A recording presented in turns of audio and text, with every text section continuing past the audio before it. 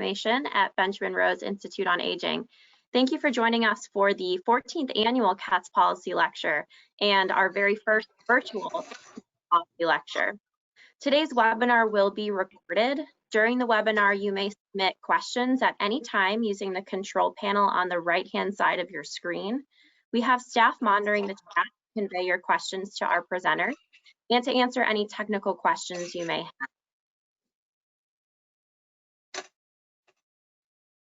If you would like to tweet with us during today's lecture, please use our Twitter handle BenRose1908 and our event hashtag #KatzLecture. Now I'd like to pass it over to our President and CEO, Orion Bell, who will introduce our presenters. Thank you, Jenny. Good afternoon. My name is Orion Bell, and I'm the President and Chief Executive Officer at the Benjamin Rose Institute on Aging. I want to thank you for joining us for Benjamin Rose Institute's 14th Annual Katz Policy Lecture, Furthering an Age-Friendly America. The Katz Policy Lecture was established in 2007 in honor of the late Dr. Sidney Katz, Benjamin Rose's distinguished scholar. The lecture convenes advocates to explore potential policy approaches to important issues of aging. Sidney Katz was a physician, a scientist, teacher, a mentor, an author, and a public servant who pioneered the concept of active aging, championing the development of the field of geriatric care, and was the primary author of the concept of activities of daily living. Today's lecture is titled Furthering an Age-Friendly America. And I know as we have talked about livable communities and the work of the organization of Benjamin Rose and others in the aging space, that one of the most important part of that is this concept of aging successfully in place and aging in community. And this is a goal that all of us in our various aspects of the field of aging have worked toward. And so I can't think of a more appropriate topic to honor the work of Dr. Katz. And I can't think of two better people to share that story than our two lecturers today. So I'm going to take a moment and introduce you to our two keynote speakers.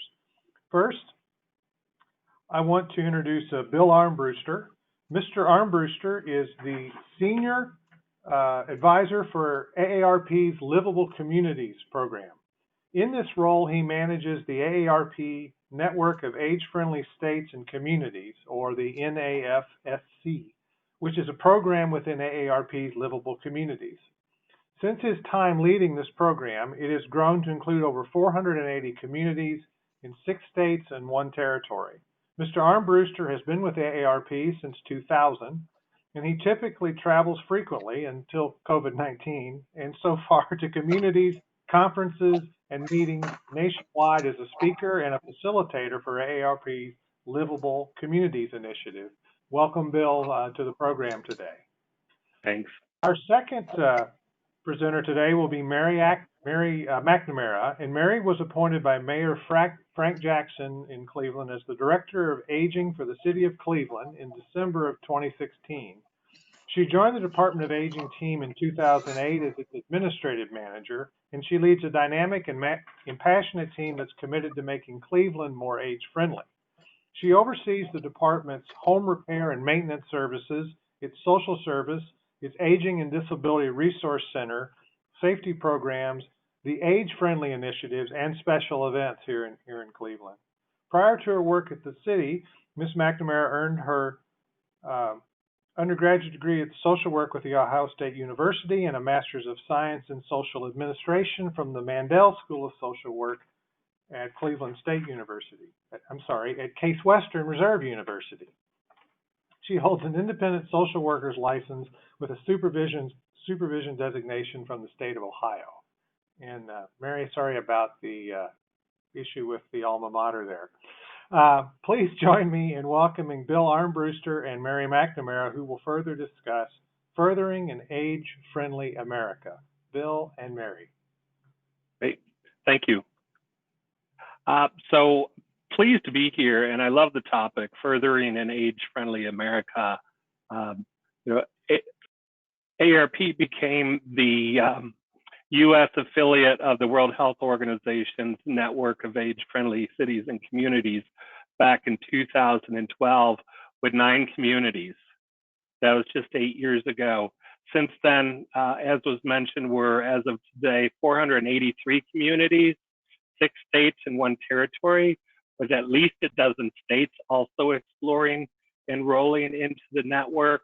So in terms of change in culture and having this dialogue, this has just had such great momentum. And I'll also hopefully be able to share some of the learnings we've had, particularly over the last year or so, of how communities are looking at age-friendly, what they're exploring, and how they're making it work. And then, you'll be, after that, you'll be able to hear from Mary, who will just tell the stellar story that we tell across the nation of the work going on in Cleveland. So with that, if I can have my next slide. And for many of you, this may be a slide that you know, but when we talk about age-friendly, one of the reasons AARP got involved into this work was most planning, most conversations about growth or change in a community were around youth and young families and sort of the average 35-year-old. And we noticed that older adults were significantly missing in this dialogue, or it was considered that they were all institutionalized or vulnerable. So we wanted to change this dialogue to say, yes, we do need to protect those most vulnerable, but at the same time, we have to promote healthy, active, engaged communities at all ages, and to transition our dialogue from this being a great place to grow up to this being a great place to grow up and grow old. I think it's real important that as we have these conversations in our communities, we really understand what our population looks like. So this is the population pyramid for Ohio, and you can tell they're no longer pyramids. And this is what we're seeing. There are families are having less children, people are living longer, living healthier, having more resources at a certain level to be able to access in order to do that.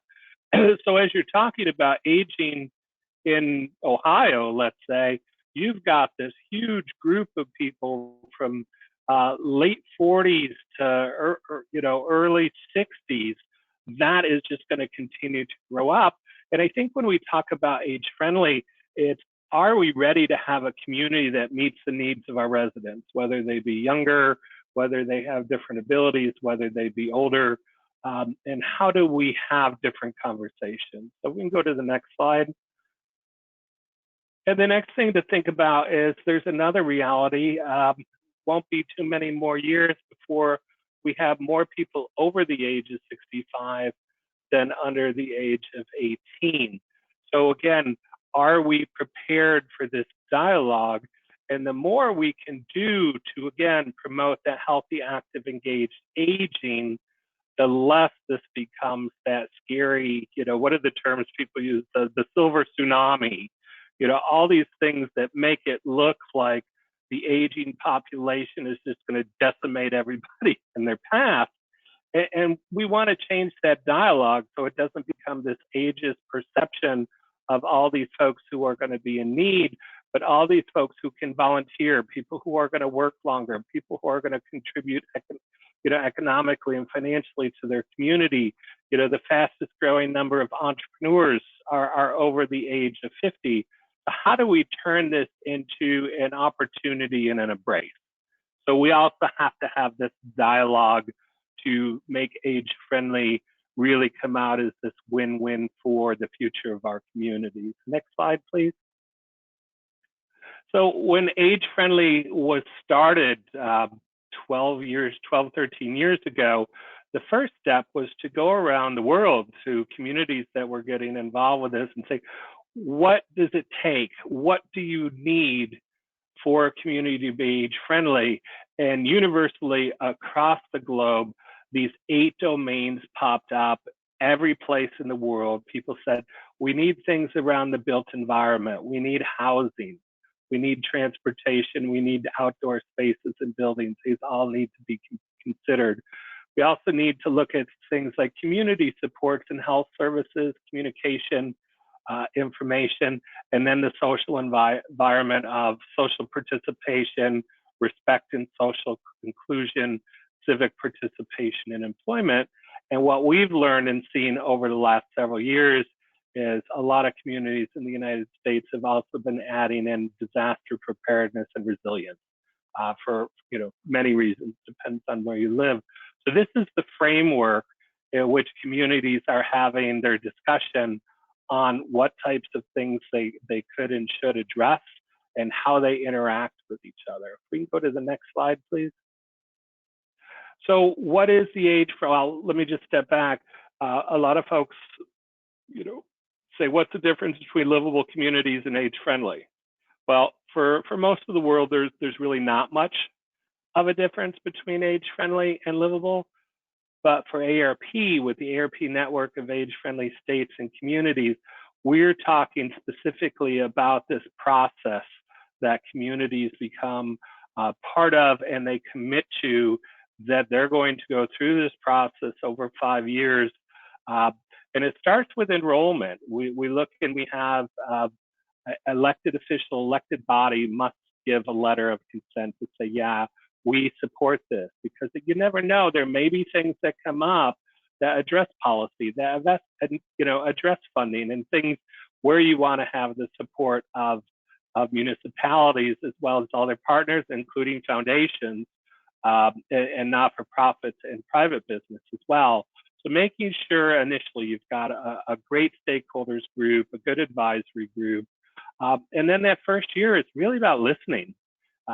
Conducting a survey or finding surveys that have already been done, doing listening sessions, not only just for the residents, but also for practitioners around the community to find out what do people need, but then what's their perception of what's available in the community. Sometimes as a practitioner, we'll go in and we'll say, oh, we've got that. But then if you look at your survey results, it's like 80% of the people say we need this. It's like, it opens your eyes to say, well, what's the gap? Why the gap? Do people not trust this service? Do they not know about it?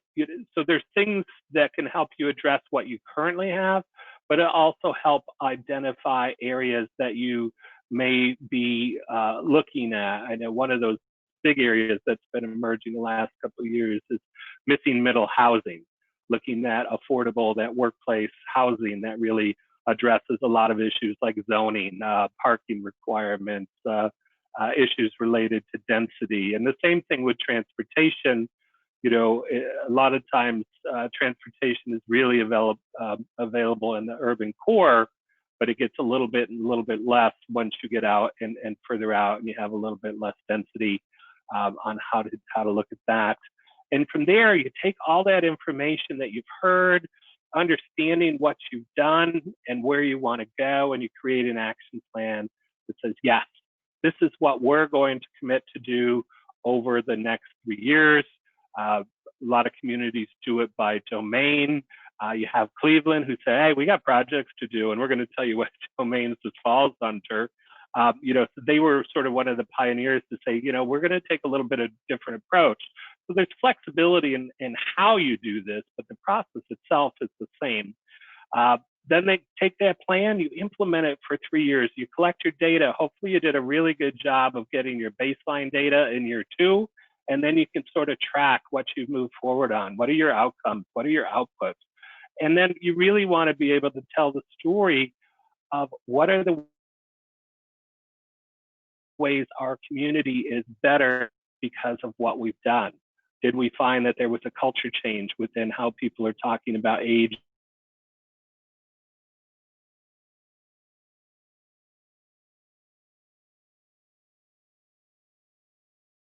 Or how people are addressing things in safety or complete streets plan. We have implemented policies like inclusionary zoning or accessory dwelling units to allow for different type of housing to go in that's more affordable for a variety of people. And then at the end of the 5 years, you create a progress report and say, hey, this is how we did. And to me, one of the exciting things of the communities that have already been through the 5-year progress in the 5-year process, not one has stopped and said, phew, I am so glad that's done. Every community says, wow, we have had a lot of changes. This really sets us up. We have gained support from champions we would have never expected. We have other people coming to the table And this really sets us up for the next level of what we need and want to do. So we can go to the next slide. So again, does this work for every community? Yes. We have communities under 100. We have 2 communities under a population of 100. And we also have communities of many, many millions, New York City, LA. So it works for every community. We did a survey this summer. I'm going to talk a little bit about the results. But you can see sort of how communities describe themselves, whether they're urban, suburban, with mix of offices, or mostly residential, small towns. And the other here is actually counties, who sort of typically fit all of these different issues and areas. And out of our 483 communities, a little over 40% are populations of 25,000 or less. So again, we see this working at every size of community. So initially, when we started this, the response was, oh, this is for big urban centers or big cores that have a lot of resources and a lot of money. And the other thing to be really aware of here is there is a mantra across AgeFriendly. This can all be done with no new money. It just takes a commitment. And in a lot of situations, we really just think about how are we resourcing ourselves differently? How are we taking what we have and using it with a little bit different focus? We can go to the next slide. The other thing is, where is this housed? Who's leading this work? Who is coordinating this? You know, initially it was the government agencies, the age-friendly advisory councils, council on aging, area agencies on aging. But we're also starting to see a shift into other, particularly the last 3-4 years. We have more institutions of higher education coming in. You look down at Columbus, where Ohio State University has taken the lead there. We're looking at regional planning organizations. And again, it's interesting because Columbus started with the MPO and then transitioned to Ohio State University in partnership with the city and the county. But you're also seeing now businesses and chambers of commerce. We have a chamber of commerce in Massachusetts that's going to actually be convening an 8-town area, taking them through because they see the value in having this as an economic driver of their community. And then more recently, we're starting to see foundations. We also have United Ways who are coming in. So the leadership on this can actually come in a variety of ways. Next slide, please. And then what's the impact? What are we seeing from folks? So we're seeing a lot of policy change in terms of public policy, whether it be including an aging lens. I think if any community's updating a parks plan, a comprehensive plan, a walk plan, a transit plan, making sure that we're incorporating an age-friendly lens into those plans. But then we're also seeing a lot of wins in terms of housing, transportation, outdoor spaces, and health and community services. Also seeing a big investment for private sector investment getting involved with age-friendly, which is something we didn't see the first couple of years. Now we're having those developers who want to come in and say, yeah, we want to look at things like universal design, or we want to look at things like middle-income housing and doing this. But it takes that partnership to move forward. And then really just other successes, programs that are being created, programs that are being expanded, and again, raising awareness. So we can go to the next slide. So we also have changing times. If you had asked me this time last year, what are the 3 biggest priorities that age-friendly communities are working on, I would have said from our survey last year that housing, transportation, and information are the top areas across the board. That was it. Well, we did more outreach this year. And post-COVID, we're seeing in terms of COVID response, those 3, the priorities changed drastically to food supply, including access and delivery, communication information still was up there, but social isolation. So we saw housing and transportation, as important as they are, were not the emergency needs in terms of the spring. So this also showed us that age-friendly communities are really allowed and able to pivot as needed to say, hey, this is a living plan. We've sort of got put some things on the back burner while we address other things. And if we can go to the next slide, the other thing we learned through a recent survey we just did this summer is there were 4 categories that had always been sort of low in terms of response. One, and these are sort of more emerging, but we're starting to see more communities say, yeah, preparing for emergencies and disasters, when in my mind, I used to think about hurricanes and floods and fires. Now I see the pandemic. So this is becoming a universal topic. Also, there hadn't been a huge amount. There was some of connection with the local economy, business improvement districts, Main Street areas, economic development.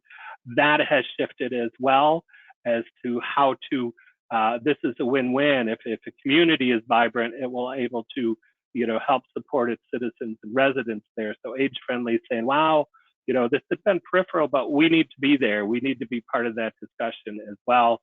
And an area that was almost non-existent was really addressing safety in congregate senior living facilities.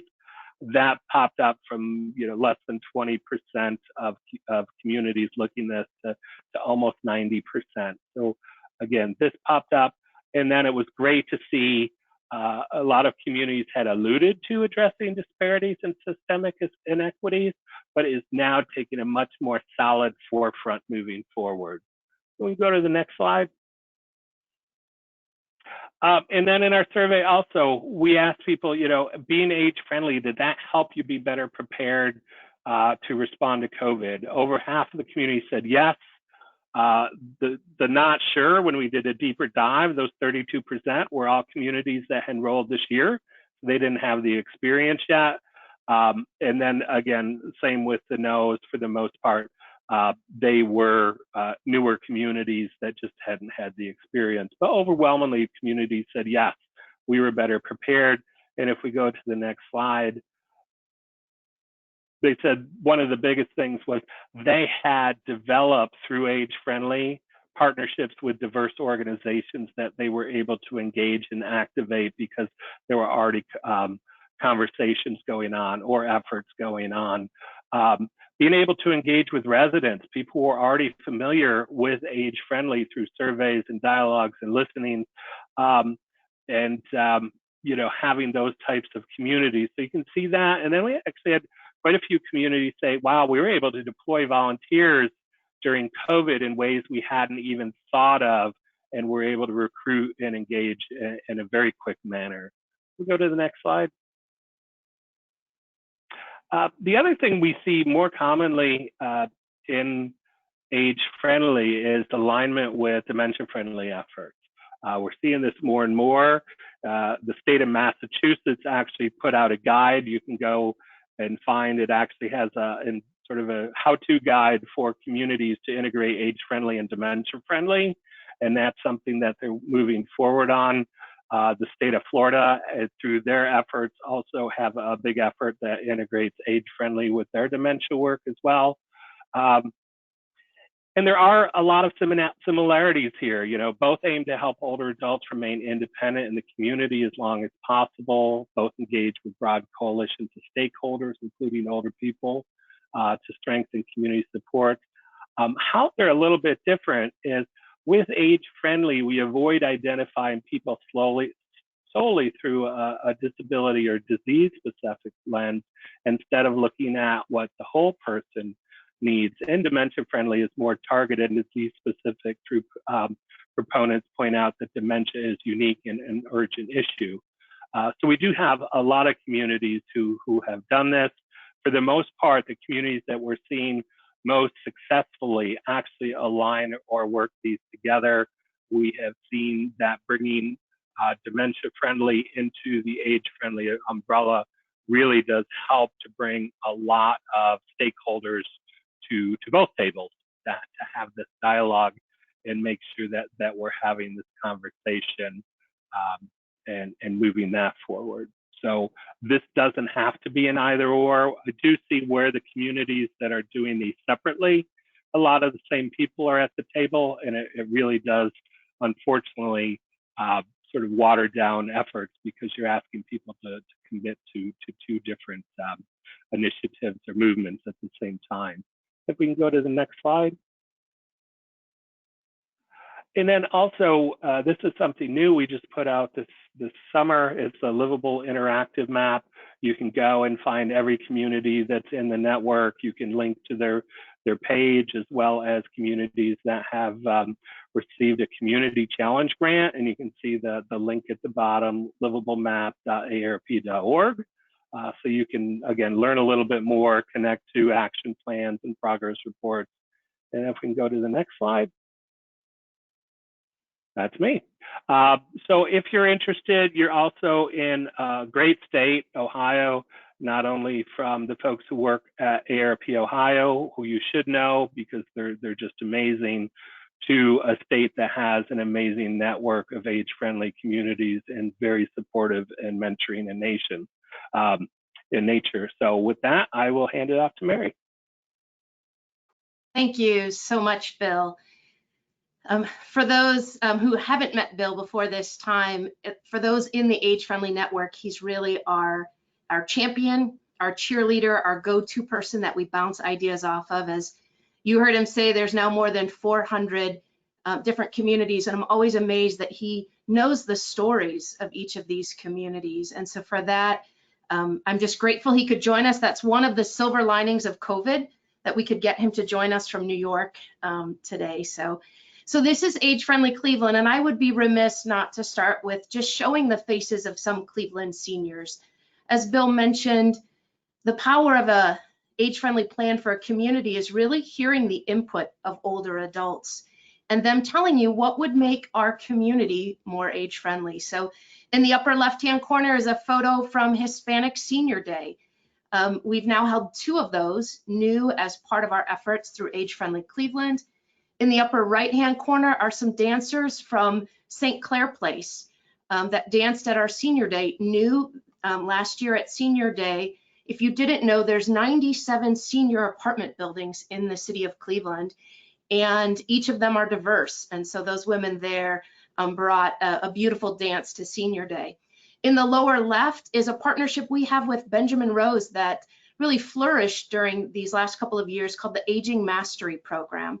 And that's at one of our 22 city resource and recreation centers, which were rebranded during this time of the Age-Friendly Cleveland Plan. They're participating in AMP. And then the last photo is more recent. This summer, we held 22 senior walks at different parks. We masked up and we got out to try and reduce some of that isolation and stay healthy. Because one of the things we heard over and over from seniors is they love our parks, but they wanted to make sure they felt safe in them. And so one of the ways we can ensure safety was by bringing seniors together in neighborhood senior walks. Next slide, please. So Bill highlighted this silver reservoir, this silver bloom, this aging of our community. And so this here is really taking a deep dive into Ohio. And so many of these stats you're going to see from Scripps at Miami, and you've probably seen many of them before. But if we look at the 60-plus population in 1990 in the state of Ohio, it was 17.6% of the population. We look at this year, 2020, and we're now at 24.3% and expected to grow to 26.3%. So this is happening all over the state, this aging of our population. Next slide. Another way to look at this next slide is really looking at it by county, because each county does have its own story to tell, right? What is happening in Cuyahoga looks different than what's happening in Licking and what's happening in Ashland. And so, but what's happening in all of them is they are becoming a more green color, which means a higher percentage of people over the age of 60. And so it's really important for all those on the call to know what their community looks like and what it's projected to look like as we move into 2030 through 2050. Next slide. So if we look at Cuyahoga County, where we're based, In 2010, we were at 21.3% of the population, projected this year 26.2 and inching up to 28.5. So more than 1 in 4 Cuyahoga County residents 60 years of age and over. And all of this data is really what helped Cleveland decide to become part of this age-friendly city network. And so we were an early adopter of the plan, and I would be remiss not to thank Dr. Terry Hockenstad, who heard about this from the World Health Organization, brought it back to the then director of the Department of Aging, Jane Fumick, engaged so many community partners, our advisory council, Benjamin Rose, and our local foundation support, Cleveland Foundation, St. Luke's, and McGregor, to help us think through how could we do this in Cleveland and what would it look like. A key partner in the beginning of our Age-Friendly Cleveland plan was engaging the Center for Community Solutions to really help us craft this plan. Next slide. So in order to craft the plan, we started in 2014. So we were, as Bill said, one of the early adopters, the first one in the state of Ohio. In 2015, we conducted the needs assessment that Bill lined out as the plan. What the AARP and the World Health Organization give you is really a map to do this. And for each community, it looks a little bit different, what your plan looks like and how you go about conducting your needs assessment. And that's the freedom of it, but the strength is now there's more than 400 communities that you can look to for examples, and that doesn't even speak to the international network. Last summer, I took my 85-year-old mother back to Ireland, and we went to Cork, one of the age-friendly cities there, and really enjoyed seeing some of the additions they made to their community. So this is happening all over the world. So in 2016, we developed and adopted our age-friendly action plan, and this was with our entire advisory council. In 2017 and 2019, we did our implementation of the plan, and we're currently reassessing where the next phase will be, and at the point of submitting our report to Bill Armbruster on behalf of Cleveland. And so that's work we're doing right now at the city, is compiling the outcomes of it and areas we want to consider moving forward. Next slide. So since we began in 2014, we now have 14 communities in the state of Ohio that have joined this network. And so you can really see they're up and down the state. Most recently, last month, Westerville joined, as well as Athens. And so we do see college communities joining as older adults and college students living together, and the issue of housing can become an issue for some. You'll see in this map communities as small as Yellow Springs, which has a population just under 3,500, compared to Cincinnati at 300,000, or entire counties like Franklin County at 1.3 million residents. So the framework, as Bill mentioned, really fits any size community. And our strength in Ohio in the last couple of years has been pulling together this coalition of age-friendly communities of Ohio. So Ohio is not yet one of the age-friendly states that Bill mentioned, but myself and Katie White, who is the lead in the Columbus and Franklin County, realized that we wanted to share some of our lessons learned and also increase our networking. And so we together started this coalition of age-friendly communities of Ohio, or CAFCO as we call, to be able to share resources. And last month, AARP convened its first Age-Friendly Ohio 2-day conference, which was well received and rich with information, to be able to share information with communities who are thinking about becoming age-friendly communities, and also to provide resources for those already in the process. Next slide, please.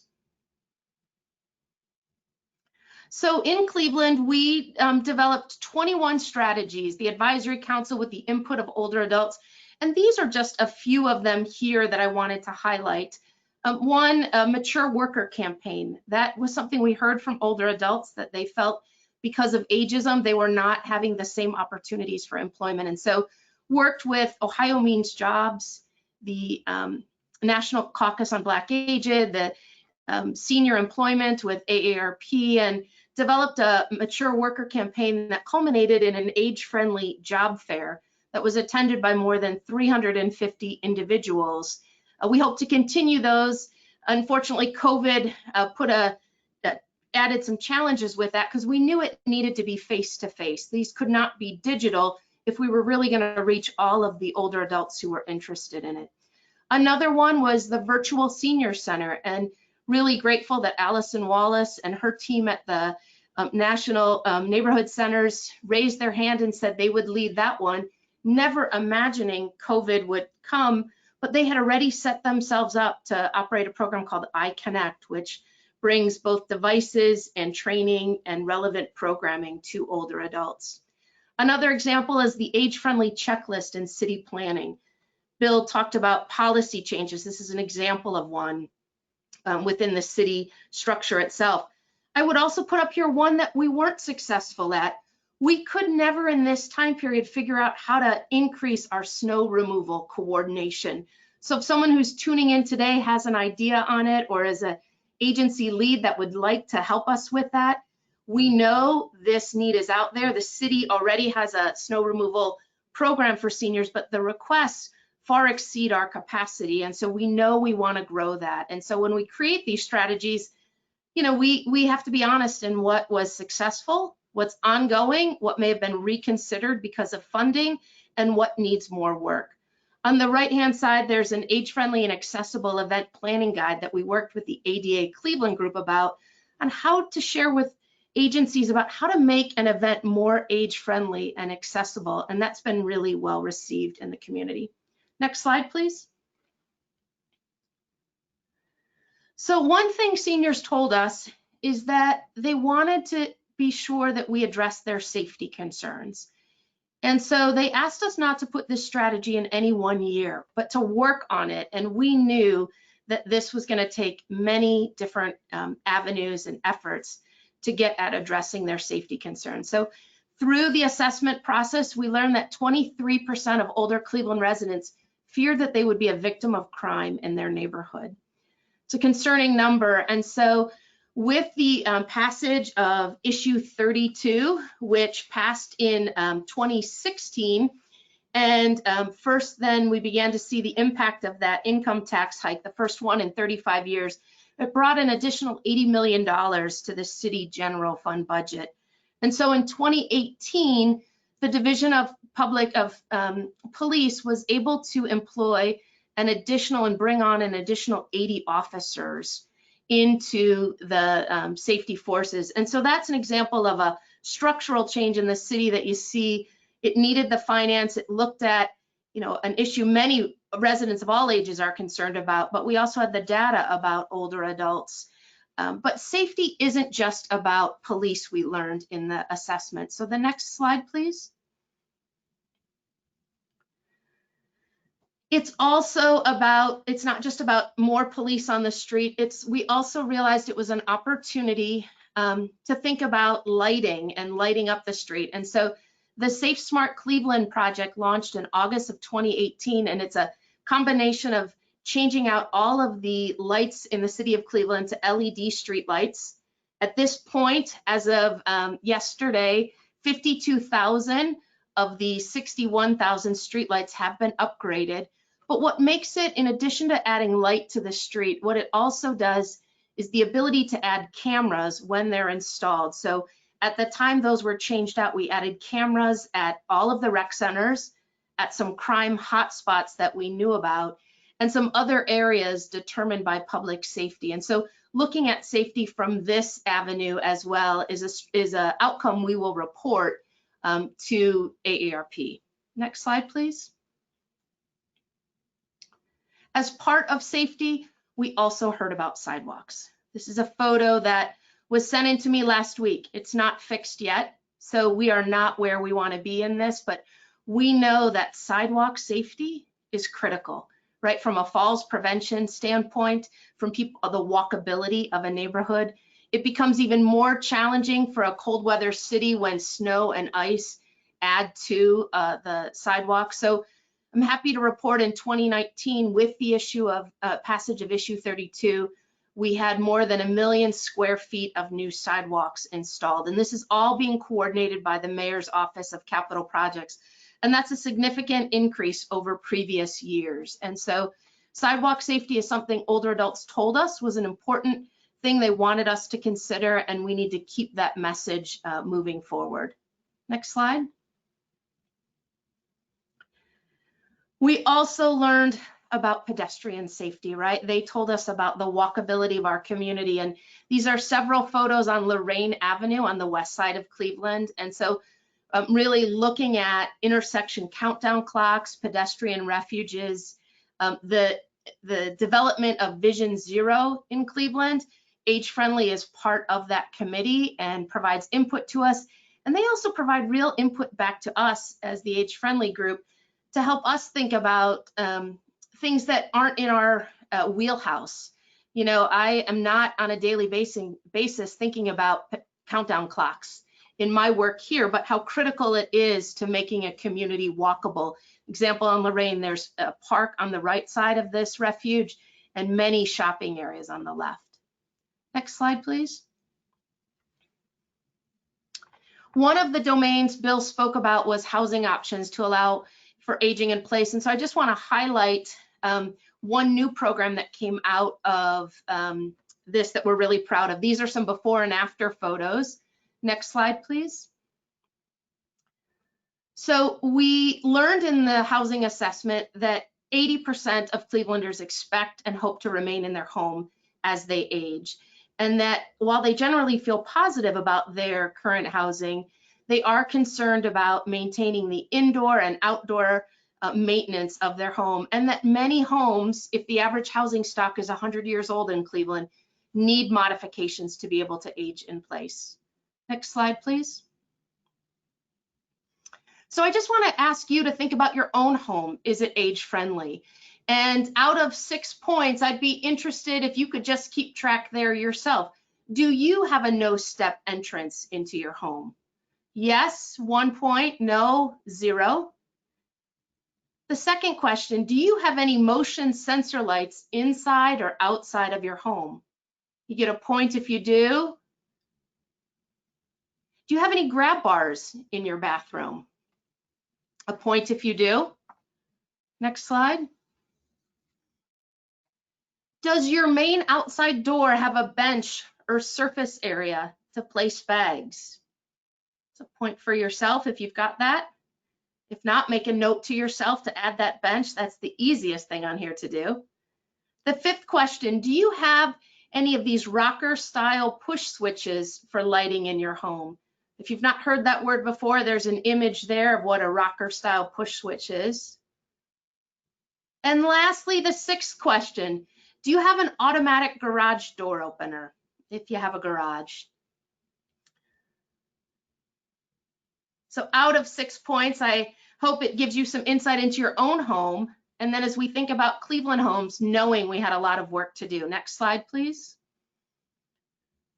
So first was, who do you call for help when you need resources? And so that was an area we learned that older adults didn't know who to contact. So we created this home repair resource guide that's available on our web for people to be able to access. This is a senior in Ward 12, her house, that has many home repair needs. She wants to age here in place.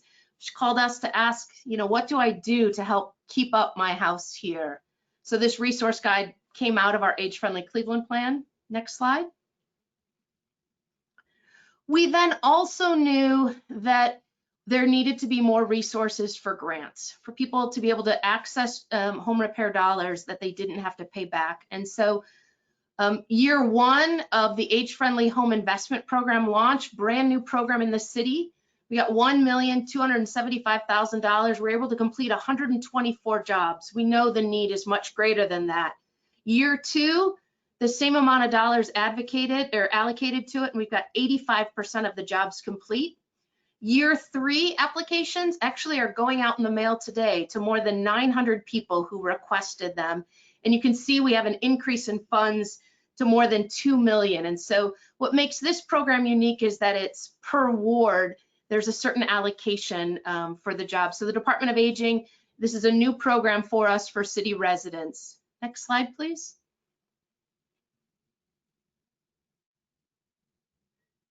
Also, the Mayor's Neighborhood Transformation Initiative, that's a new housing initiative.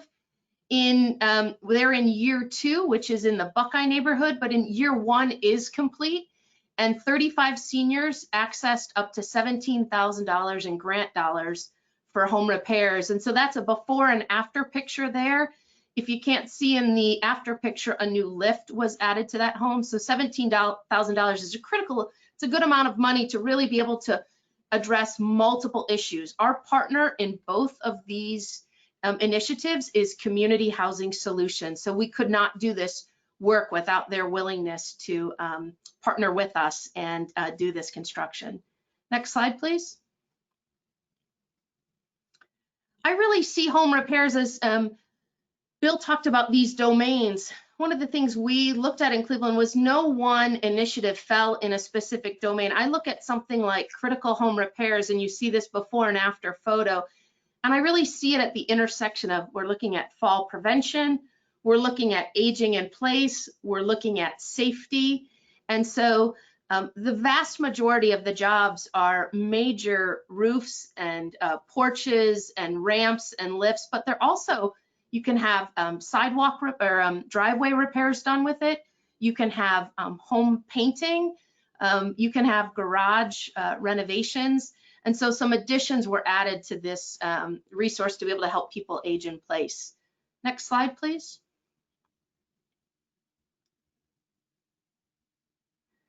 So I wanted to, I've just highlighted a few of our strategies. And as I mentioned, there are 21, and we could not do this without community support. You know, government cannot operate in a vacuum. And so while the Department of Aging and the City of Cleveland hold the plan, where an example, as Bill mentioned, of the type of structure where the plan rests with the Department of Aging, it's really the strength of the community that has responded to say, how can we help with it? And so grateful to all of our partners. As I mentioned, we're getting ready to launch our next plan, and we want the input of community members. So if you're particularly interested or have more questions, my contact information is out there, and much more about our plan is on the website, AgeFriendly Cleveland, as part of the city website. So with that, I'll turn it over to Orion. Thank you.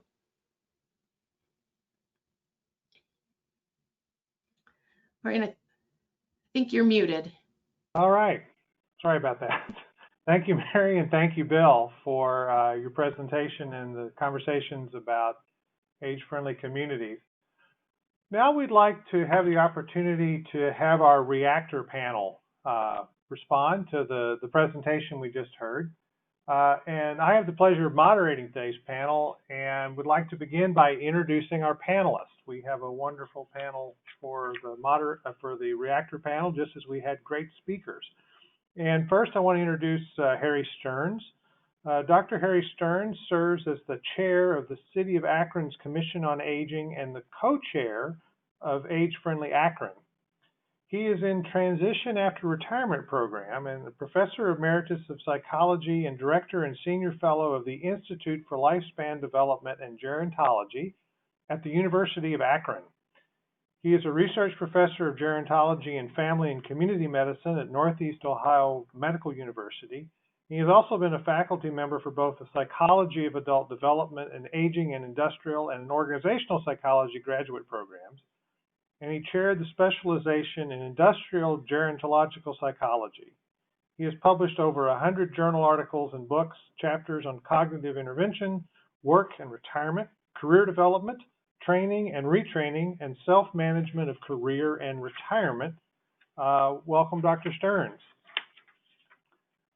We also have as a panelist today Beverly Charles. Ms. Charles served more than 20 years in the U.S. House of Representatives in the 11th Congressional District, and as the Senior Citizen Liaison Healthcare, Medicare, Medicaid, Social Security, retirement, nursing homes, social employment, and many other consumer issues facing senior constituents to the late Stephanie Tubbs Jones and Marcia Fudge. Her commitment to the community was demonstrated through her involvement in advisory boards with Neighborhood Centers Association, the Drug Court, the Alzheimer's Association's Public Policy, Hospice of the Western Reserves Advisory Council, the National African American Museum and Cultural Center, Senior Voice, and the Department of Senior and Adult Services Advisory Board. She currently serves on the Council of Older Persons, Department of Senior and Adult Services Advocacy Committee, and the Cuyahoga County Division of Children and Family Services Advisory Board. Her personal motto is, "It's nice to be important, but it's important to be nice." And welcome Beverly today. And then finally, we have Stephanie Firestone. Our final panelist is the global thought leader in the area of livable communities for all people of all ages and abilities. She is the Senior Strategic Policy Advisor with AARP International, where she leads global initiatives to advance the planning, design, and development of enabling and equitable housing and multi-generational communities. Stephanie collaborates with international institutions and partners, including the International Federation on Aging and the World Health Organization, and leads AARP's engagement in planning for the WHO UN Decade of Healthy Aging and the global campaign to combat ageism. Previously, Stephanie was Director of Livable Communities at the National Association of Area Agencies on Aging, where she worked directly with area agencies, cities, and counties and developed tools for local change makers. As a 2015 and 16 Health and Aging Policy Fellow, Stephanie worked with the American Planning Association and the U.S. Department of Housing and Urban Development, helping local leaders think regionally about how to create more inclusive communities and expand the affordable housing opportunities for vulnerable residents in particular. She has experience working internationally. In Israel, she led social and environmental justice efforts, founding the country's first Jewish Arab environmental nonprofit organization, and she coordinated Israel's sustainability agenda and represented the country's efforts toward the World Summit on Sustainable Development at the United Nations General Assembly. Stephanie holds her Master's of Urban Environmental Planning degree from the University of Virginia, and she and her husband have partially residing children and a fully residing dog in Tacoma Park, Maryland. So welcome, Stephanie, as well. So with that, we're going to begin our questions for the reactor panel, and we'll follow that with some opportunity for some questions for the audience. And my first question for the panel is, are there themes from Bill and Mary's presentations that you would like to respond to? Directly to the three of you.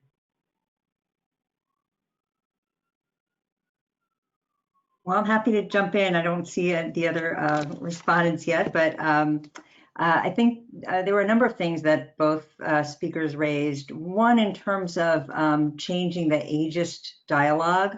Bill pointed out the contribution of older adults, and I just want to make folks aware of some of the work that AARP is doing in that space to really show what the longevity economy is, showing that the 50-plus cohort contributed $8.3 trillion to the economy every year, about 40% of the GDP.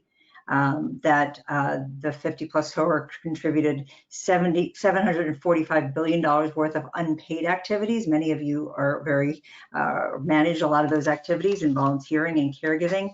So there's a lot that that we need to do to flip the mindset around aging. Another point that I think both the speakers made around developers and working with developers, which I'll talk about a little bit more, but just an important point I think Mary was making in terms of developers that get it or don't get it at this point, and that we need to be really important advocates and educators of developers. And I'll give you just a brief example. Reached out to a developer last year for a project we were doing, a developer who was lauded for switching his entire building industry, his entire stock to multi-generational housing. He decided that was going to be a really important segment. And when he described the housing, it's a sort of just one model that has 3 levels, where the older adults are on the bottom level, and that's where their bathroom and bedroom and a small studio, sort of little spaces. And then I said, and the main level above it was the kitchen and the big living room where everybody was. And then above that, the other bedrooms for the rest of the family, the parents and children. And I just didn't understand how you can claim to be building a multi-generational home when there are stairs that person needs to use to go up from the bottom level to the main level where the kitchen and living room are. So yeah, just a couple of initial thoughts. Great. Thank you. Thank you. We had a question that came from the audience, and I'm going to ask Jenny or Sarah to relay the question, please. This is for Bill and Mary.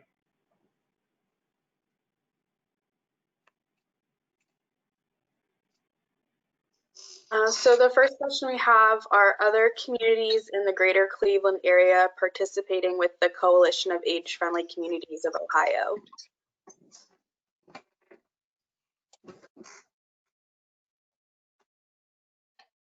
I can answer that one about my knowledge of it. Bill may have more people in the investigating space, but within the city of Cleveland's project rests with the city itself. And so as Bill mentioned, the leader of that community signs off on the plan for AARP. And so Mayor Jackson did that. We've definitely gotten calls from other communities curious about what it would take in their community to start the plan. And I think those ideas tend to germinate for a bit with conversations with AARP Ohio and maybe at the national level. So none that I know of right now that are in the formal process that I would say are in our inner ring suburbs. I mean, right down the road in Akron and Summit County, we've got Harvey's group working on it, but I think that's our closest connection to Cleveland. And I think it's important to point out that Cleveland has been a very strong inspiration to us to get things going in Akron. And so I think that's an important thing. One of the things I think is so important about the Age-Friendly Cities Initiative is that it's given many of us who have been interested in aging in our cities for a long time almost a second chance to rethink and redo things in our community. Many of our communities have developed a lot of services for older adults. But I think what's so important here is the opportunity to look at cities in a multidimensional way. The 8 domains allow for a much more in-depth and much more comprehensive look at a city. And I think many of us have never looked at our cities in all of these domains. So I must tell you, for us in Akron, it was a chance to recreate and redo aging in our city. So that seems like a great place for a follow-on question for you, Harvey. Can you tell us a little bit about the steps that you've taken in the city of Akron and Summit County to create the age-friendly communities there? And what are you planning to do next? Well, I have to kind of describe the whole process in Akron was really the work of a marriage broker. And in this case, it was a polygamous marriage. Doug Tyek, who is the Associate State Director for Outreach, was one of the people who really helped us to begin. Doug had been at the University of Akron as a student in our Bliss Institute for Political Science, and I had first met him at the Ohio Association of Gerontology and Education, and we began to discuss the possibility of doing age-friendly in Akron. At the same time, he had also approached the Direction Home Akron Canton Area Agency on Aging about possibly being involved, as well as at the time, a good colleague of Doug's was John Green, head of the Bliss Institute, who was our dean at the time of Arts and Sciences. And also, we had in the mayor's office a former student of mine who was one of the staff people to the mayor. So Doug really helped to facilitate all that, and we were well on our way. I also have to give kudos to Ken Davis, who's the manager for outreach and volunteer engagement at Ohio AARP, because as we were moving in this direction, he sent Susan Sigmund, who from Direction Home, who is our chair of our Akron, and myself to the national conference. where we had a chance to meet Bill for the first time, and hear also Mary's good work at the national level and many others. And so I think it was a lot of things coming together. In Akron, the Commission on Aging was just reactivated in 2016 by Mayor Horrigan. We had gone through a period without a Commission on Aging for a while. And so there was the commission started to do listening events, and we began to reach out into the community. And so we really felt that that it was time for us to move ahead. And so in February of 2019, Mayor Horrigan submitted our application letter. Now, let me tell you a little bit. Our Commission on Aging which is serving as the core committee for the Age-Friendly Akron Initiative, is made up of key agency leaders, as well as representatives from each of the wards in the city of Akron. You might find it interesting that I'm not there because of my expertise in aging. I happen to be an older adult who lives in Ward 8, and that's how I was selected. So it's expertise is helpful up to a point. Being older doesn't hurt either, because, and I think what's wonderful about this model is the active engagement, the opportunity to bring people together, the opportunity to look at things in a new way. So Ohio AARP was very helpful in terms of providing some basic support, getting us off the ground. The university also made a matching commitment. And so we then, after our kickoff event in May of 2019, the four partners all made presentations. So we have the mayor of the city of Akron, we have Direction Home Area Agency on Aging, we have the University of Akron Commission, the Commission on Aging of the city of Akron, and also Ohio AARP. So this partnership has been very helpful. After our launching, we then convened our advisory committee. We are using a community research approach where we're getting a lot of input in terms of design of our survey and also the interpretation of our survey. And in December of 2019, a 3,000 mailing went out to all 10 wards of the city of Akron. I think we received back 656, and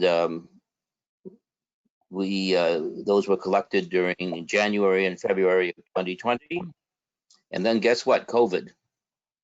So that had a profound effect, because we were also going to do focus groups in each of the wards, and we have just now been able to start some of those using telephone approaches.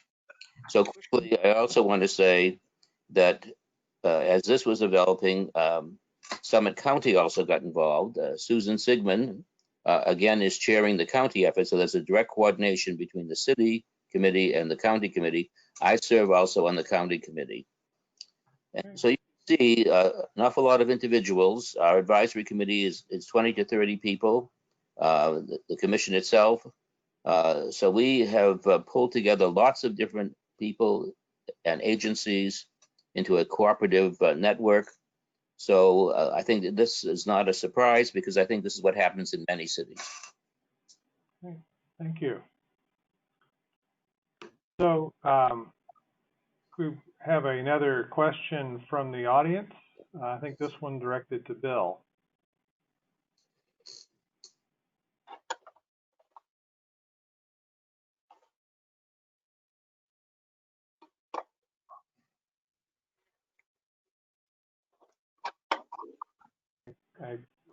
Sarah, I think you might be muted.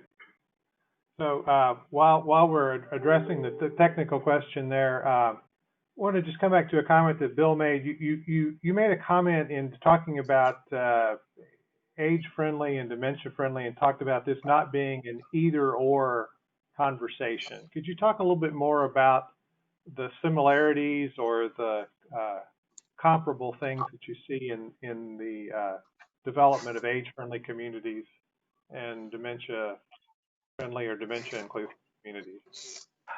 Well, can you hear me? Yes. Okay. Well, I think, we're looking at stereotypes in both segments. We're hearing about ageism. We're hearing hearing about, when someone mentions older adults, that, there is this silver tsunami, that people are older and frail. And, we have to really break that stereotype. And, as we talk about in AARP, we disrupt aging. But also on the other side, we look at how many older adults do have, dementia-related illnesses, and look at the numbers and the fact that many people are not given a diagnosis by their physicians and are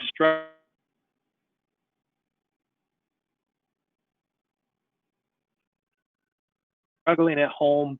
And we're talking about caregivers. We're talking about emergency response and medical communities, and making sure that people have access to the right care. We're talking about housing and support, and what does it take to stay in your community, and how do we change culture within AgeFriendly? We talk about changing the culture of our communication and moving forward. But it's the same whether we're talking about dementia-friendly or heart disease or cancer. We have to change the dialogue, and I think that's the big commonality with dementia-friendly. It's a lot more, here's your opportunities, here's what you can do in terms.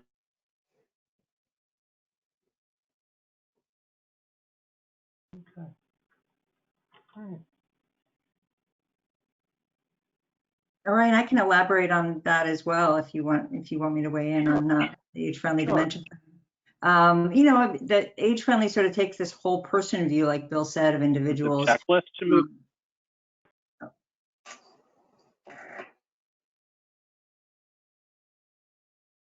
Sorry, Stephanie, please go ahead. Sure. Bill was just in and out. Since AgeFriendly kind of really purposely avoided identifying people through a disease-specific lens, the schism has always been, well, it may overlook some of the specific needs of people who are living with dementia, and the flip side being that, dementia-friendly communities, which are more targeted, don't consider the broader spectrum of needs that older adults have as a whole. But as Bill said, what's critical is they share the fundamental objective to help older adults remain independent and in the community as long as possible, by creating supportive and enabling environments. So, but there's also a lot that each approach can learn and benefit from the other. So, the age-friendly framework follows a more specific timetable and, builds in time to gain political commitment, as Bill was talking about. So the requirement to engage the local government and secure written commitment of elected officials helps to really embed the work within the community's broader institutions. And that can, facilitate age-friendly actions incorporated into plans, local plans, regional policies, as well as tap resources that might not be available. But by the same token, that high level of buy-in can benefit dementia-friendly initiatives. Dementia-friendly is much more prescriptive, ensuring that people living with dementia and their caregivers, for example, are really central to the process. In fact, every both domestic and international dementia-friendly initiative I've seen or meeting has been had a person living with dementia and their caregiver not only present but as a central actor providing that point of view at meetings. And then, I could give a couple of just examples in terms of specific sectors. The banking and legal services sectors, for example, address the reality that cognitive decline often first detected in those arenas, and that professionals need to know how to respond to that, and that people with dementia and their caregivers have to prepare for a time when a person with dementia can't any longer make decisions on their own. But age-friendly, on the other hand, like in the retail sector, may propose wider aisles and that frequently purchased items be lower, more reachable, within reach, larger signage, things like that. And while dementia-friendly community initiative might include some of those improvements, it would focus more on employee sensitivity training and those kinds of elements. An age-friendly community, yeah, I can leave it there. Thank you. So now I have a question for the reactor panel for all of you. And what are some of the ways that age-friendly initiatives can ensure greater diversity, equity, and inclusion in our communities? And would ask all of you to respond to that. Well, I'm happy to start because we have just looked at our survey data, and we've done a lot of mapping and looking at differences between different zip codes within the city. And it becomes apparent pretty quickly that there are differences in income and also differences in neighborhood satisfaction. So obviously, it gives you an opportunity to really look at disparities. And disparities exist because of income and the area, access to, for instance, parks and recreation opportunities. Parts of the city may not have as easy access to grocery stores or small corner stores. And so it gives you an opportunity to look at how various neighborhoods, which are made up of individuals of different diversity, are able to fulfill their daily activities and maintain their independence. And I don't, until I saw this data and then we did the mapping, I don't think I had a full sensitivity of what our community was like. Thank you. Beverly. Can you hear me? Yes, we can. Okay, all right. I'm going to go in a little bit of a different direction from what Harvey was speaking on. And it goes back to the development of trust. Communities have to want to feel that they trust what you are saying, what you are doing, so they can believe in something. So you take that belief and it keeps, it keeps snowballing, and pretty soon you have a person who believes. And I think that, that's a big part of especially people who are living in the inner city.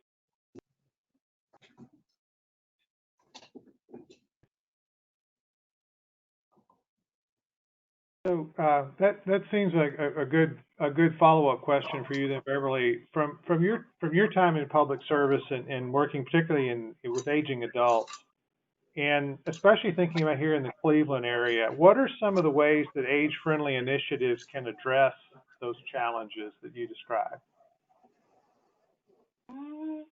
Well, I find that the initiative is very enlightening. And the one thing, it is meeting people where they are. And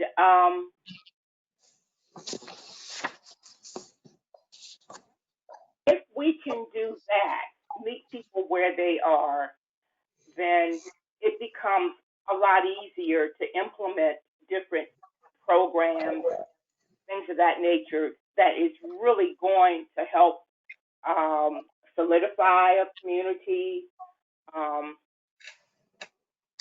encourage residents in that particular community, wherever it is. It doesn't have to be in the inner city all the time, but I do find, or I did when I was still working, that there was always a city versus the suburbs, and that people who lived in the city did not believe they had access to all the different amenities that you could find in suburbia, and that was a huge issue, I'm speaking now from the 11th Congressional District, which comprises the city of Cleveland and about 20, 25, 26 eastern suburbs. So that was it was a huge issue, even though that may not have been the reality, but that is people conceive, you know, as I don't have what the next person has. So that puts me in a at a disadvantage. But I do think that in listening to Mary's presentation, that the initiative is actually really addressing a number of those components that people felt, or that residents felt, that they were not privy to and could not get access to. Thank you. And can I just weigh in? That very resonates really well with I think what both Beverly and Harvey are saying. What Beverly's talking about, I mean, the suburban city, all this is not by accident that this has happened. This is there's a book called The Color of Law by Richard Rothstein, who talks about the racial segregation in every metro area in this country was created by racially explicit government policy, and designed to ensure that Blacks and whites could not live near one another. That's the core of how that happened. And so to me, one of the important things for age-friendly community work is to recognize and proactively address the ways that our built environment has marginalized people of color and immigrants and older adults. And we've done this in many communities by physically segregating people of different ages and backgrounds over a number of decades, and then often disinvesting in the places where they live. We now, AARP International, developed with a transatlantic group of leaders in the built environment sector a set of guiding principles called Creating Enabling and Equitable Housing in Multi-Generational Communities, what Orion said at the beginning. So we're now producing a 6-part global series called Equity by Design, which is aimed at professionals in the built environment sector, city planners and designers, architects, developers, and age-friendly community advocates who work with those professionals who influence the physical housing communities where we live. So I'd love to invite you all to watch the 2 sessions that we've done already and register for the upcoming ones. It's on our website, aarpinternational.org. You can look for the red Equity by Design logo. Thank you. So, on that note, as your work has been focused internationally, what are some examples of age-friendly activities in other countries that would be beneficial for us to consider here in the United States? So there are, I guess, a few things that I want to sort of make people aware of that are might be of interest. First of all, Mary talked about the specific, that saying no initiative falls into one specific domain. The Global Network of Age-Friendly Cities and Communities, which is the WHO program, has moved about a year and a half ago, 2 years ago, moved really more, a little bit away from the domains and more toward functional abilities of individuals and communities. And so I think that goes that mirrors kind of what Mary was saying. So I think that's just an important piece to take into consideration, and that then talks to both the age-friendly piece and the dementia-friendly piece. What are a person's functional abilities, and how is the environment around them in their house, in their communities, supporting them? How is it enabling to them to operate at their maximal functional ability? So I think that's a really important direction. The WHO network has about 1,000 cities now and communities and as members in 41 different countries. And what their focus now is really working with countries on national plans in the age-friendly space. So they're kind of taking a step back from being in contact with each of the cities and communities and really trying to more focus to work with countries on national plans. I'll throw out there, last year, Senator Gary Peters from Michigan introduced legislation here in the US, S 1536, which was a bill to amend the Older Americans Act to support healthy aging and age-friendly communities. It didn't go anywhere, but hopefully that that will change, and we'll be able to actually pursue national level work. The Administration of Community Living is doing a tremendous amount, but a real kind of cross-departmental initiative would be fabulous in this country. The other thing I guess I'll mention is also from the WHO and the UN, the Decade of Healthy Aging, which is a sort of 10-year program of supportive, or connected initiatives that are based on evidence around the world. So, programs in healthy aging. And so there are 4 key action areas under the decade, which has not yet been launched, but is due to be launched sometime this year, at latest October 2021, and then run through 2030. Obviously, COVID has taken a little bit of work focus off of other areas on the part of the WHO, as you can imagine. So nonetheless, of the 4 areas that are focused on, one of them is age-friendly cities and communities. So age-friendly environments is a very, very important part of that. And the global campaign to combat ageism is as well. Yeah, I mean, I can share some more, but I'll stop there. Well, thank you. Thank you. Right, I think we have some audience questions. And so we'll ask Jenny or Sarah if you could share one of those for response from our speakers or the panel. Absolutely. There's a question here. Did the resource guide, Mary, that you mentioned get sent to seniors' homes, or is it just strictly online? Yeah, I just was down at the city's print shop today. I think we're their biggest customer. We do everything in print too, but for the panel or for the conversation today, it's on the website, but it's now in its 3rd version, because anytime you print something, it's constantly changing, right? But we knew that if just fully aware of the digital divide and the inequities in that world, that we needed to make it print. So we've got that. Anyone could call us and get it mailed to them. I will just add as a follow-up, I've really enjoyed hearing Harvey and Stephanie and Beverly speak.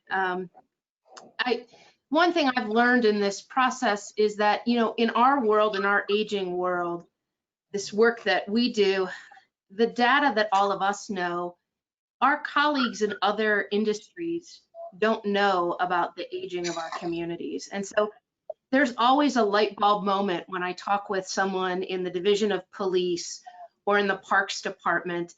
They're not projecting senior populations a decade out. And so the opportunity for all of us to share that, in most cases, I hear people think, it's the first I didn't think of it. And then it sort of starts to make sense for them. But I often say in this early conversation that we had around this with the city planning director, he just easily said to me, Mary, I didn't necessarily need more money. I just needed this data from you that then I can share with developers, with my industry, to help them see what Cleveland is going to look like. I think of, in my own neighborhood, I live near Edgewater Park, and I think of what the difference in adding sand wheelchairs did to creating a community that welcomes all into a wheelchair that can move on the sand easily. And just kudos to the Cleveland Metro Parks for thinking about the design of that and making sure that a place that's so popular in our community is welcome to all. I would also just say, I think an important thing for us to really consider is the funding mechanism. I mean, COVID's really going to impact all of these communities, these that are going to be taking the impact of it. It does take money in some way to change some, I think about our home repair program and, $1.2 million. I mean, that's money that I'm not sure where that's going to be in 2 years, right, with this. And so how do we as a state look at funding the smaller size communities? The initial question to me was some of those inner ring suburbs. So we think about, a community with just 50,000 residents. Do they have the resources to be able to even start this dialogue, get the input? So, Ohio's not yet an age-friendly state, but I hope I hope people are discussing that at the statewide level to be able to move this forward. I heard I went to an AARP session in New York, and I heard someone from their economic development for the state talk about just building in age-friendly designs, livable community designs into every contract in their state, and that really pushing the envelope in New York. And so I hope Ohio is really moving in that direction, and I think it can take all of our voices to amplify that need. One of the things that struck me at the national meeting that was on age-friendly communities a couple of years ago was how few gerontologists were at that meeting. I'm talking about active gerontologists who are both in research and education. There were only 3 well-known gerontologists, of which I was one, at that meeting. And so mostly city planners, people from government. I thought it was a wonderful thing to happen. But I was struck by the fact that we still have this divide between knowledgeable people in the field of aging and a lot of what goes on in city planning, housing, and other things. I have a background in housing because I was during the Carter administration. I did for the Gerontological Society development of HUD's research guidelines for housing and housing services. So I've been involved in research studies in terms of transportation approaches. But my point is, one of the things that the age-friendly cities does or can do is to bring together knowledgeable gerontologists with city planners and community members, because one of the frustrations I have as a 50-year person in the field of aging is we're not using a lot of the know-how that we have already, and we aren't given the opportunity to apply it. And I think that's a big challenge for today. Very good, thank you.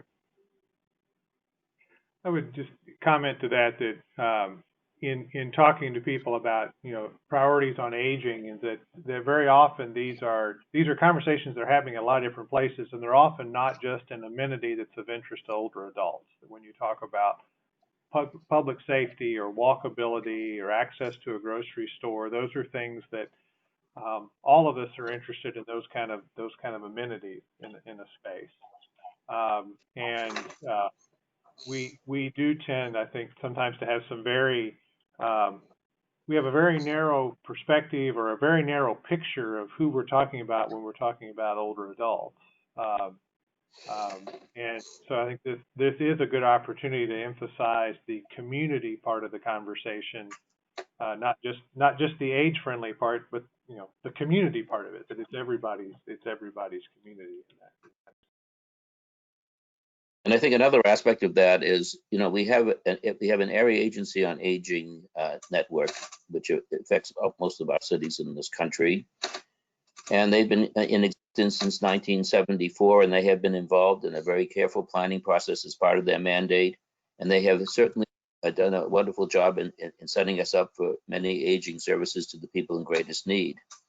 But to me, one of the great strengths of the age-friendly cities approach is that we are focusing on the welderly, not just the elderly.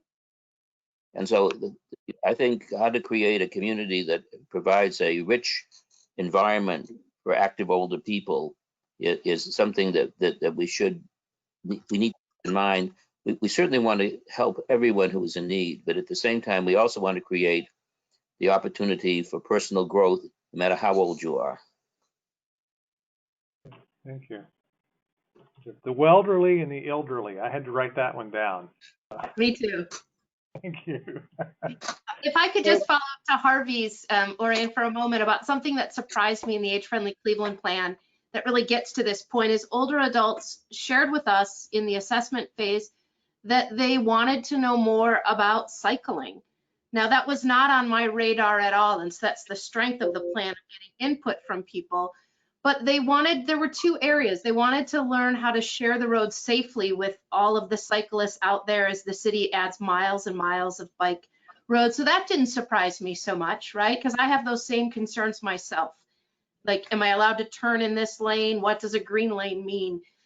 But the other part that they shared with us is that they wanted us to not leave them out of the conversation about cycling and as a means to better health. And so with Bike Cleveland, we got an AARP challenge grant. So those are out in the community, and encourage you to watch AARP's website to access those. We applied for and received, Bike Cleveland received $10,000, and with that, they were able to buy a fleet of age-friendly bikes.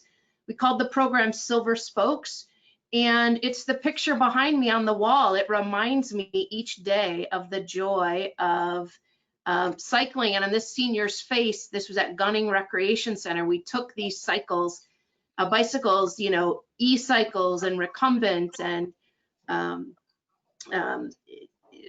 I think we have a fleet of about 6, and provide classes as an opportunity to for people to get more connected to cycling and the ways that technology has changed so much that there are all of these. But it really gets, Harvey, to your point about providing those kinds of, getting the aging network maybe thinking outside the box, which for me was not just in providing sort of the traditional Older American Act funded services, community development block grant funded services, but to add other opportunities. And one of the takeaways people told us is they met other people who wanted to exercise in their community, which can be harder for people as they age to make those connections. So Silver Spokes, look it up. It's launched in now other communities. Solon reached out to us and said, can we do something like that? And it was a high form of flattery to have, you know, Silver Spokes all around the community as a way to get people active and moving and creating community. Thank you. I think Mary really hit it head on. Is we've also seen, there's a new survey that just went on the AARP website on older adults and cycling, and there has been a big uptick since COVID, which is interesting because every other survey showed that there's no increase in older adult cycling up until this spring. More people are walking, but we saw that as well. And what Mary said and expressed is something that we're seeing nationally as well. So I do consider communities should consider having that dialogue locally as well. Okay, thank you. So we've had a couple of mentions of some of the funding, and particularly about some of the work that area agencies on aging are involved in. So Beverly, I want to direct this question to you.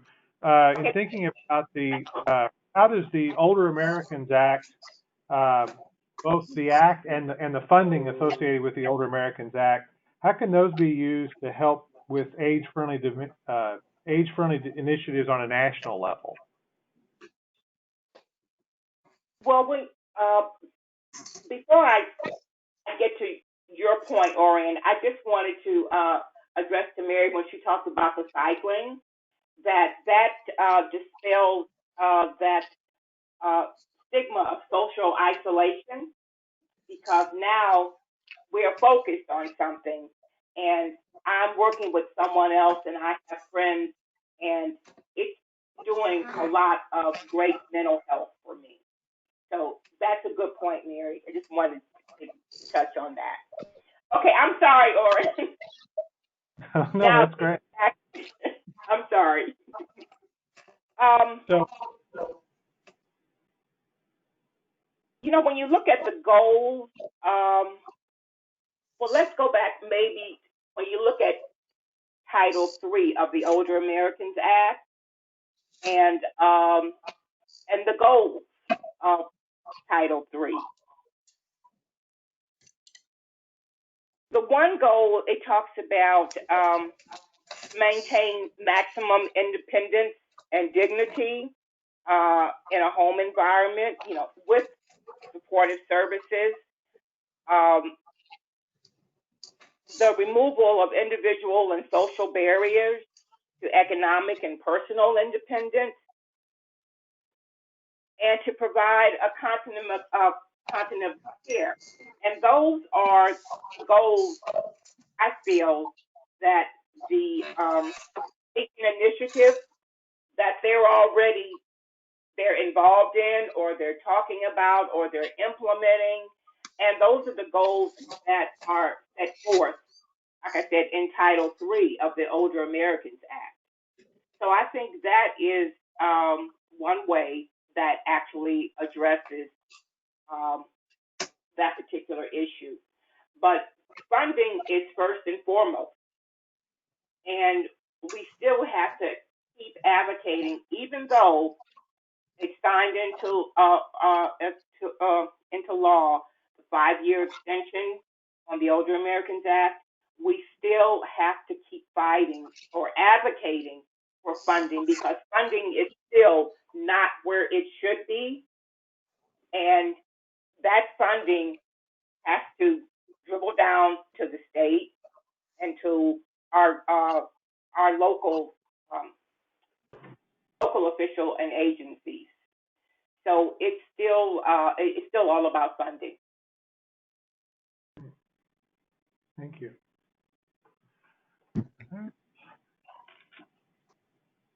So now we'd like to take the opportunity to take some more questions from the audience. Sarah or Jenny has a question to share.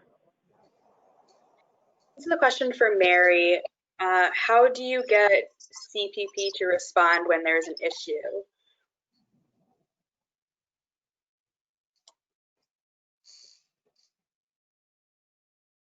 Mary, you're muted. Sarah, say that one more time. Is that CPP, Cleveland Public Power, or CPD, Cleveland Police Department? Public Power. Cleveland Public Power. So the question was, how do we get them to respond? So I'm not sure the specifics on that, but as I spoke about what that person's need is, but I'll share that just generally would want to share for anyone specifically in Cleveland the number 664-2000, which is the city's 311 system. You can also dial 311. And so that would be a mechanism to call in if you were unsatisfied with a service. If someone, I spoke earlier about the lights issue, about this new smart technology and changing out to LED lighting. So I think we're approaching 90% completion of those. And so the resource for that, the rest are coming. It expects by the end of the year, early next year. But what makes this technology really unique is that ideally, and we've still got to see it all play out, that you're not going to have to call in when a street light is out, because I think that's one of the challenging things in a city with 2 providers. Who owns the street light, and is this First Energy or Cleveland Public Power?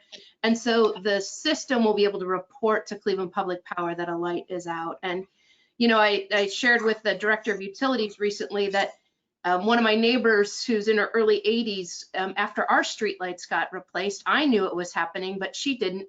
I saw her out on the street soon after, and she said she's lived there 40 years, and she said, Mary, what's different about the street? Something is different. And I was able to see that the difference was the street really brightened up, right? You could really see sidewalks, and you could see that difference, but she didn't know what exactly it was. So I think people are going to see a real difference in that. And then adding cameras to it that allow the police to increase lighting or decrease lighting as the needs demand, based on whether there's a crime that occurs or a hot spot that we can increase lighting. That question may also be related to utilities, the actual paying of utilities for Cleveland Public Power. So I just want to also share at the city, one of the age-friendly strategies that came out was we created a liaison position of someone who's embedded at the Department of Aging who works for public utilities. So it's someone who works right outside my office. Her name is Christy, And City of Cleveland residents who are older can contact her if they're being disconnected for water or Cleveland Public Power and want to talk through payment plans, want to understand something about, maybe why their bill is so high. That liaison can help do that in really an age-friendly way. So we call her the age-friendly utility liaison, paid out of public utilities, but housed in the Department of Aging to help people really sign up for the benefits that they may be eligible for. And so that number at the Department of Aging is 664-2833. It's our main number. We've been operational and in the office throughout COVID, and so people can call us and we can connect them to that resource. Thanks, Mary. So we have another question from the audience, I believe. Yeah, so Mary, you touched on this a little bit, but have there been any conversations with the State Department of Aging about Ohio becoming an age-friendly state? Yeah, I'll start this conversation, but I'll invite Bill to join into this because there have been conversations with AARP Ohio is really looking for.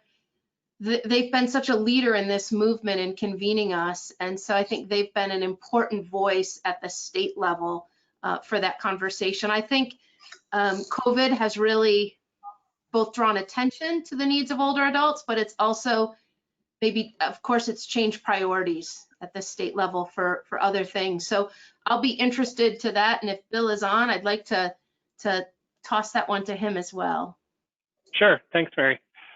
So there have been conversations with both the governor's office, the Department of Health and Human Services and Aging to discuss this. There is interest, but again, given this year there are competing reactions and priorities with COVID, I think once states have a little bit more understanding budgets for next year, what they have to do, I think this conversation will pop up again, but at this point, there's just so much competing for people's time and energy and resources as we go from response and to recovery in terms of COVID. So yes, the dialogue is there and it was well met.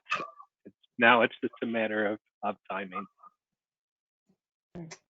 I'll be a little less gracious and say that one of the things that we found in exploring this is that what people are afraid of is they might have to do something. What does it really mean to take on this commitment? It might be, and it's not a matter of money, it's a matter of attitude and approach. So we have to understand that if we're going to do something that's transformational like this, it requires people to take action. Yeah, and that's why one of the things we're doing at AARP is, with these 6 states and 1 territory that have already enrolled, we're doing constantly having conversations with them. How are they doing it? How are they approaching? How are they organizing within the state? And then what we've seen, which is really exciting, is how they're bringing in other departments, that this is not just an Office of Aging issue, but it is Health and Human Services. In New York, the Age-Friendly Initiative is run through the Governor's Office, Department of State, Department of Health, and Department of Aging. And then as Mary stated, that now Age-Friendly is embedded into contracts, but it's also embedded into every plan that the state is doing, and they're training counties and funding counties that you get more if you are working on age-friendly and embedding livability into it. So they've actually taken redevelopment funds and said, hey, we're going to give priority to communities that are working on age-friendly or working on different areas. Thank you. I believe we have some more audience questions, so I'm going to throw this back to Sarah. Yep. So the next question is, there is an age-friendly Columbus and an age-friendly Franklin County. So what's the difference between a city analysis and a county analysis? Does Franklin exclude Columbus, since the city would have already been assessed for improvement? And then the second part of the question is, what would it take for an age-friendly Cuyahoga County? Or would it just be more efficient to use the recommendations taken from the city of Cleveland? So I can start that, and then I guess we can go to Mary. So we're very flexible within the AARP network and have allowed communities to enroll based on how they plan. So it started with some rural areas where we had a handful of rural communities where one may be where the resources were. So they said, all right, we're going to join, but we're going to join as a region because we plan together. We've also had two counties from Pennsylvania have joined. We have counties and cities like Franklin and Columbus, or Allegheny and Pittsburgh, and they come in and they can work together. They don't necessarily have to join at the same time. Columbus was the lead on this and got this rolling, and then they had such great support from the county itself that the county came in and joined, and they've been working together on this. So it runs the gamut, and then we have some southern communities where the county's enrolled and the townships or cities say we all want to do our own thing. So we do allow that flexibility. You can work on one assessment together, one plan together. You can bring things together, but it's however it works and however you plan. We have places, I think in North Carolina, where the city owns certain resources and the county owns others. So in order for them to do anything, they have to work together because otherwise they're each only able to do half the work based on how services are divided up. I think it leads, I'm obviously anxious to get the answer to this question, since Akron and Summit County are going to go through the same thing that Columbus and Franklin County did. But I think the important thing here is to understand how the service networks align. In Ohio, much of the real funding, and this includes jobs and family services, a lot of monetary outreach comes through the counties. And so pulling them into the city doesn't really exist in isolation. So transportation systems are regional. The area agency covers 4 counties. I mean, I think the just proposing of how to integrate, in the case of Summit County, I think we have 12 major communities. The beauty of focusing on one city or one township, it gives you a chance to go into depth. When you go on the broader perspective, which I think is a wonderful thing to do, then almost every community has to go through this process. The one thing I've learned is when you have a rubric like this, and this comes from work years ago in the National Association of County Governments, they had a planning process in aging. The process, as is age-friendly cities, is an excellent process, but you just can't, you have to do it in your own community to know what's right for your community. Exactly. But again, there is a lot of sense to having regions come together. When you talk about streets, the question is, who owns the street? Even within a community. So making sure, and I think that's what works at a broader regional level, is everyone's having the same dialogue. It may lay out a little bit different in the city, or even when you talk about neighborhoods within the city, or suburban or outer ring communities. But if you're all having the same dialogue, and then you can overlay the personality of your community, that's where we really see the big win-win. And I would just add from the city's perspective that on the Executive Advisory Council, from the beginning was the administrator for Cuyahoga County Senior and Adult Services. So how important it was for us, Tracy Mason's voice and others, to be part of that planning for the city itself. Thank you. So we have several other questions from the audience. And so Sarah, if we're ready for the next one, please. The next questions, I have approached a couple of inner ring suburbs about becoming age friendly, but they're concerned about finding room in their budgets. So how can a person or organization show an inner ring suburb that the cost of establishing itself as an age friendly community is worthwhile? I can start that one. This is Bill. again, no new money. The big thing is when you're starting out, bring a core group together and identify where age-friendly is going to be housed. You need to have a home for it, an agency that will commit. That way you'll have staff time dedicated towards age-friendly, but you really do need to bring in sort of your core team initially to move this forward, then go a little bit further into a stakeholder or advisory group, and then figure out how or who else you're going to do it. And then again, be creative. There's a lot of programs that are really supported in part through interns or work study programs, different opportunities.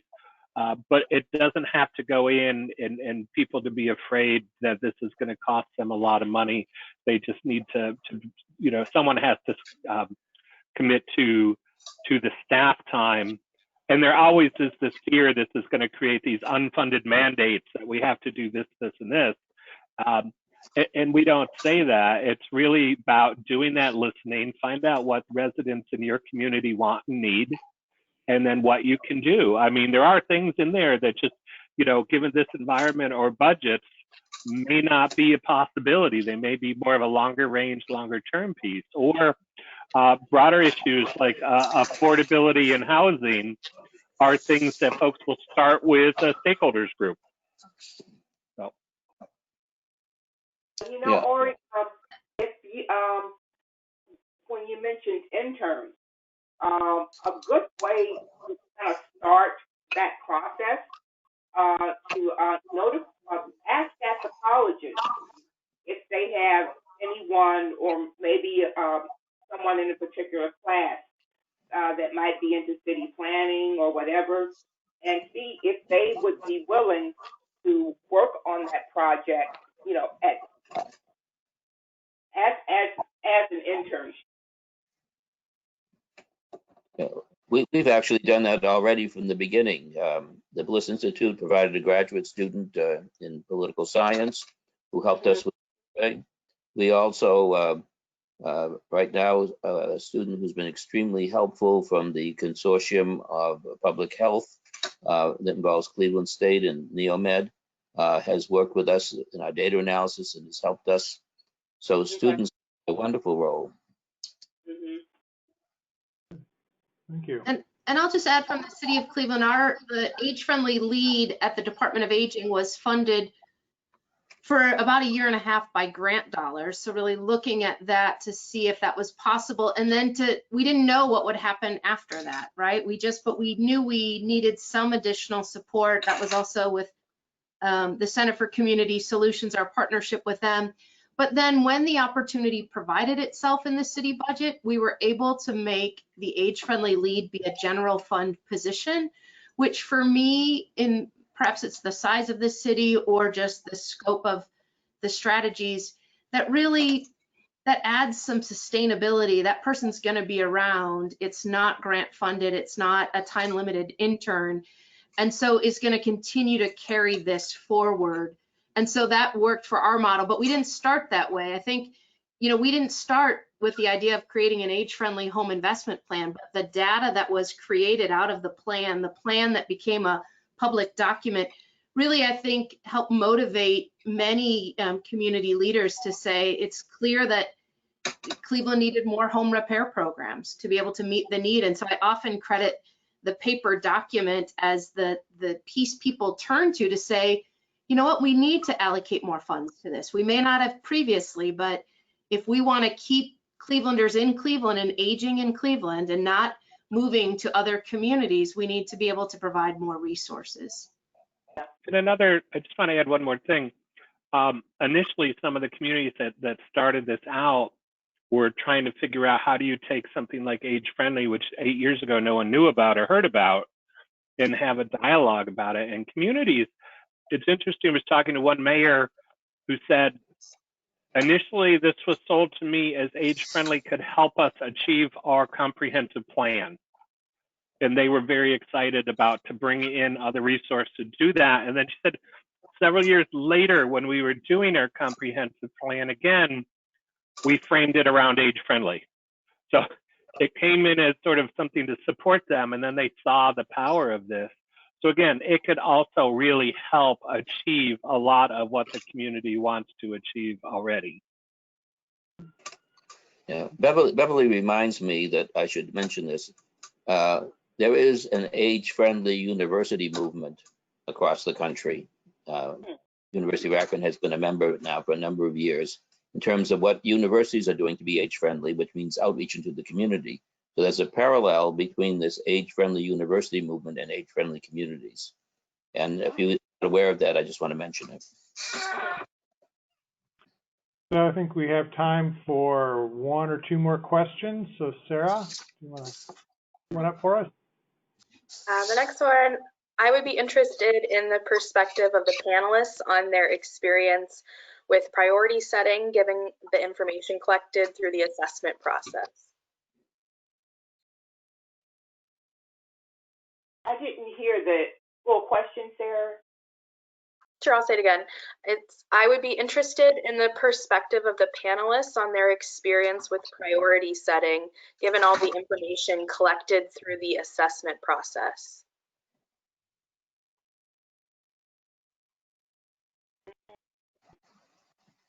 This is Bill. I can start with this in terms of the broader terms. Even though we have 8 domains that we look at, or 9 if you include emergency preparedness and resilience, communities are allowed to rank them how they want, or we have communities who say, you know what, this is our capacity. We saw these 3 issues really pop up. This is what we're going to focus on for the next 3 years. Or we're going to take 2 or 3 domains and then cross-cut social inclusion and respect. So there's a lot of ways to look at this. So communities don't feel like they have to do 10 action items for every domain, you know, and feel like they have to fill in things. We do allow the flexibility for you to set your priorities and work on what you need to at this time. And remember, these are things that take time to build. So you may put some things in place that will set you up for further success in other areas as you move forward or further down the road. All right. So I think we have time for one more question. One more question. Yes, please. Regardless of who wins on Tuesday, does AARP expect additional resources to aid cities and counties applying any infrastructure improvements to become more age-friendly? Well, always yes. I mean, we're nonpartisan. We work with whoever wins. We don't endorse candidates, but that is something we're constantly pushing for. Stephanie mentioned earlier about the embedding of age-friendly into the Older Americans Act. So that's something we'll continue to watch and see if that could be funding. But to look for the opportunities, you know, how can we make sure we're still getting money for roads and bridges, but having the dialogue about what those roads and bridges should do? Are they complete streets? Are they thinking about people who are all users? So the funding's important, and then it's the mindset of how it plays out within the community. So that's something we always advocate for. Good. Thank you.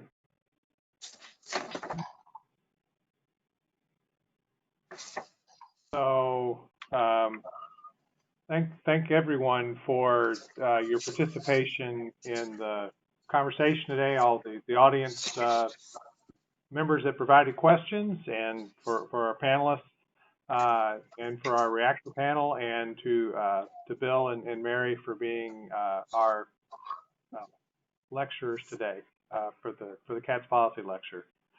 I do want to just do a couple of housekeeping items before we dismiss for the afternoon. Before you leave today, I'd like to invite you to attend the upcoming annual caregiving conference at Benjamin Rose Institute on Aging, which will be on Thursday, December 10th. And this year it's sponsored by the Geriatric Workforce Enhancement Program and NeoMed. More information and registration are available on our website at www.benrose.org. And I want to thank you for joining us today for the 14th Annual Katz Policy Lecture, and we look forward to seeing all of you again next year. thanks so much today. Thank you again to Bill and to Mary and to Harvey and Beverly and Stephanie for serving as our reactor panel. And thanks to Jenny and Sarah for helping field questions from the audience. Everyone have a wonderful afternoon, and we'll see you next time. Thank you. Bye-bye. Bye. Bye-bye.